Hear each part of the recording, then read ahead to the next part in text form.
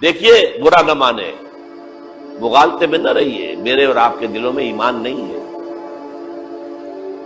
عقیدہ ہے، عقیدہ ہے، والدین سے ملا ہے۔ یقین والا ایمان کہاں ہے؟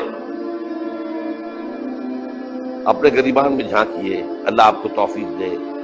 کیا مجھے واقعی یقین ہے کہ مجھے مرنے کے بعد جی اٹھنا ہے؟ کیا مجھے یہ واقعی یقین ہے کہ اصل زندگی آخرت کی زندگی ہے؟ کیا مجھے واقعی یقین ہے کہ قرآن اللہ کا کلام ہے؟ ٹٹولیے اپنے دلوں کو۔ اگر یقین ہوتا کہ اللہ کا کلام ہے تو آپ اس کو سمجھنے کے لیے عربی بھی نہ سیکھ سکتے؟ انگریزی آپ پڑھیں، اور پڑھی آپ نے ایسی کہ انگریزوں کو پڑھا دے؟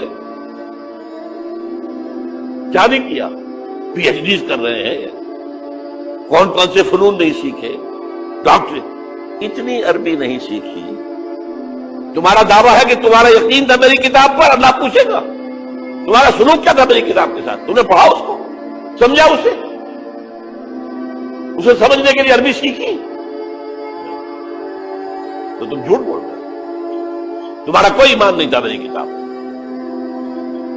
ما آمن بالقرآن من استحل محارمہ، جنہوں نے سود کو اپنے پورے نظام کی جڑ بنیاد بنایا ہو، ان کا ایمان کوئی ہے اللہ پر؟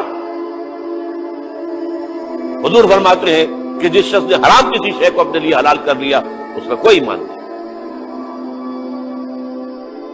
دوبارہ آج بھی کرنا ہے تو دوبارہ ایمان پیدا کرنا ہے، ایمان، عقیدہ نہیں، ایمان۔